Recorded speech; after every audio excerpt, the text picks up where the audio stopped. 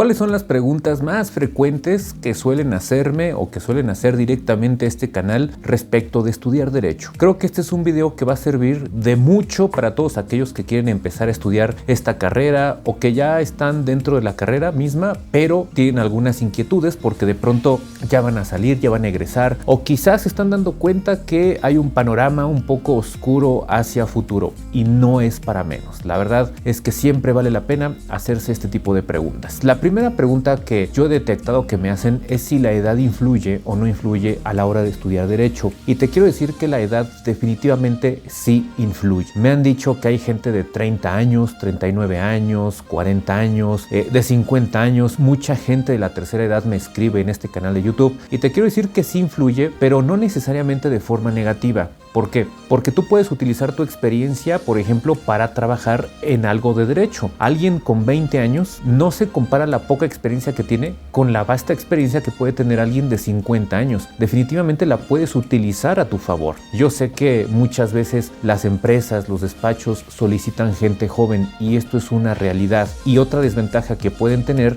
las personas mayores es que quizá no tengan energía o quizá no puedan desplazarse con tanta facilidad como lo haría un joven.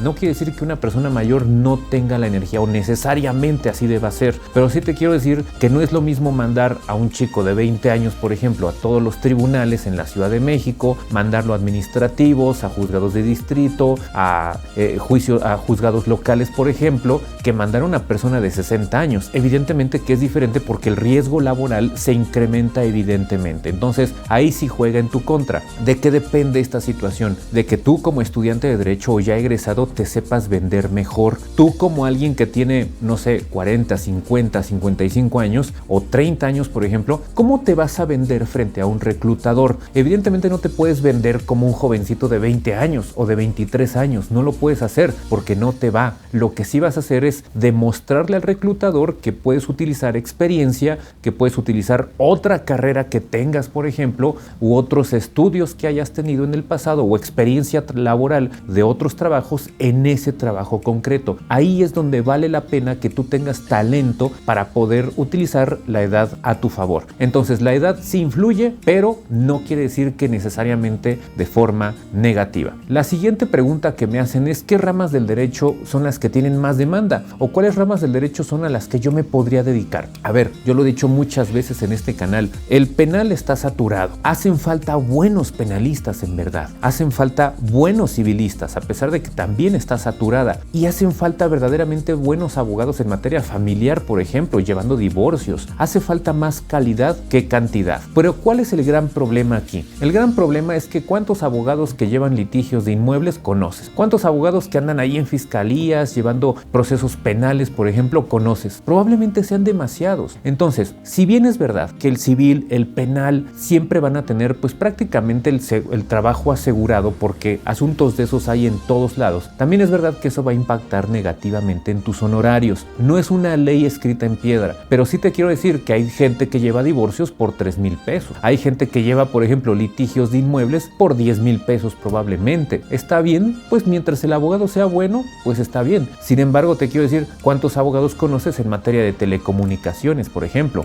O en materia agraria, o en materia de datos personales, o cuántos abogados en materia bancaria conoces que lleven temas bancarios o de tecnología en materia bancaria, fintech, todo eso. Entonces te quiero decir que esos abogados que tienen un campo más reducido, los honorarios pues evidentemente se le van a ir hacia arriba porque van a poder cobrar mejor en virtud de la mayor especialización. Entonces, ¿cuáles son las que tienen más demanda? Civil, penal, laboral, por ejemplo. El fiscal también en ciertas áreas tiene bastante demanda. Entonces es importante que sepas que el hecho de que tenga demasiada demanda quiere decir que hay un foco rojo ahí que puede ser que no encuentres trabajo tan fácilmente en otras ramas del derecho. Ahora, ¿cuáles son las ramas del derecho a las cuales yo recomiendo que le puedas meter más tiempo, más dedicación? Pues por ejemplo todo lo de derechos humanos, ¿no?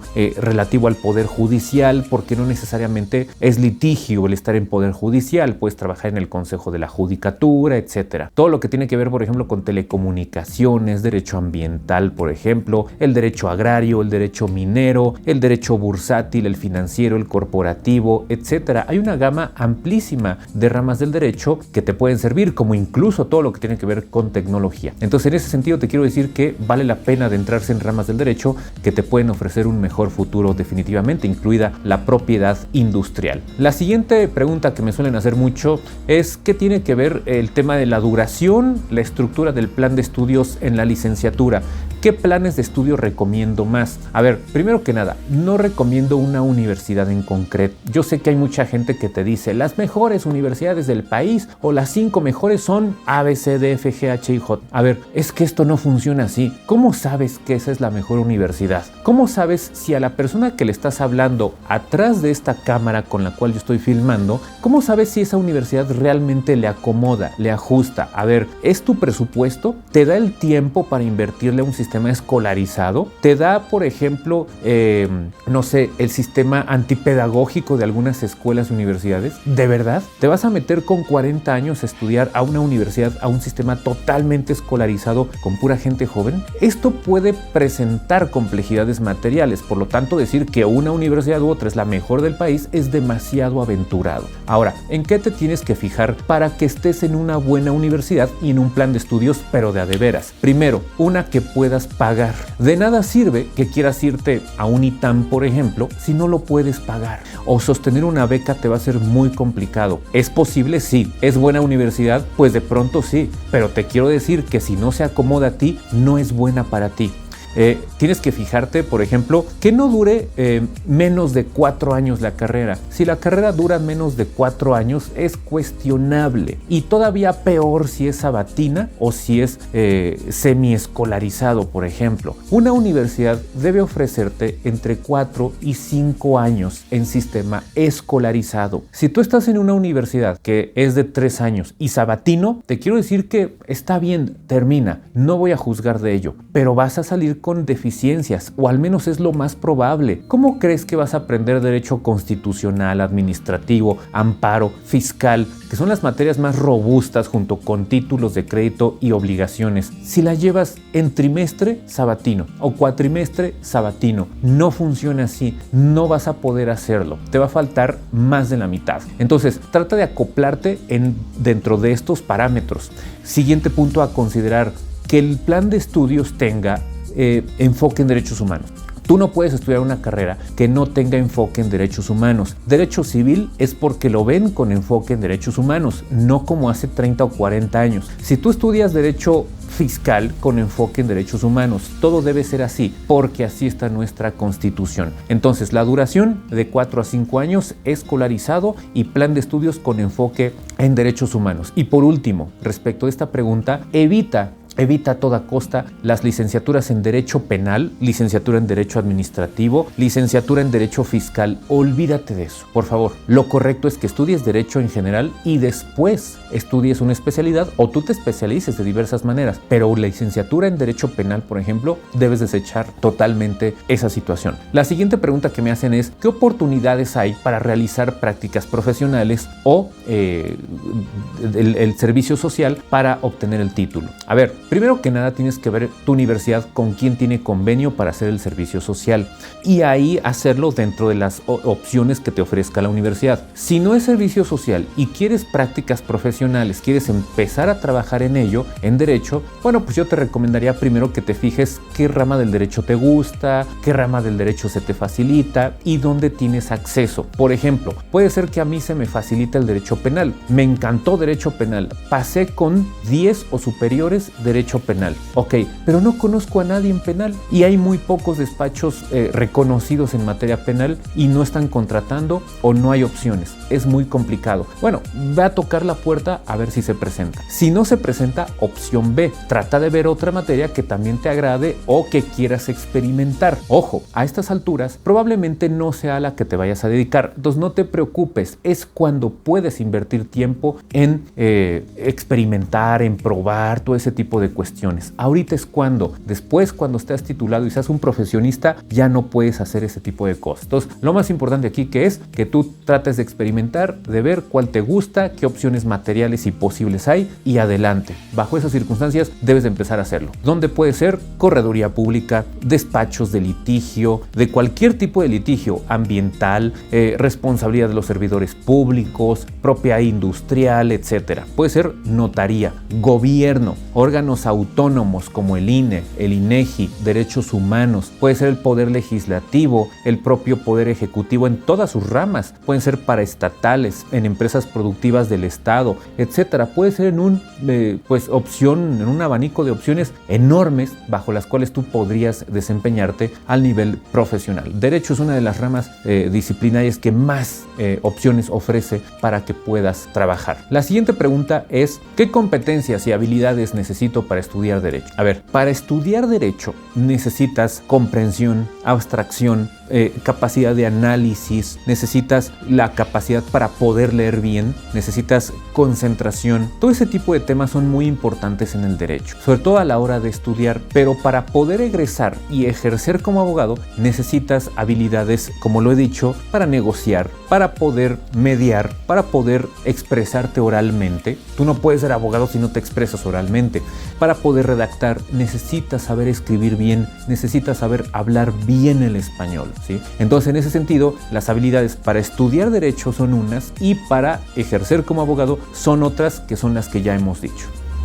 La siguiente pregunta es: ¿cómo es el ejercicio profesional en México? ¿De qué se trata esto de ejercer el derecho? Es muy variado. No es lo mismo ejercer el derecho en el gobierno que ejercer el derecho a nivel notaría, que ejercerlo a nivel despacho, que ejercerlo a nivel, por ejemplo, de despacho corporativo, de organismos del gobierno, por ejemplo. Es totalmente diferente. Por lo tanto, lo que te tengo que decir es que los comunes denominadores que sí hay, por ejemplo, es hay corrupción, sí hay corrupción.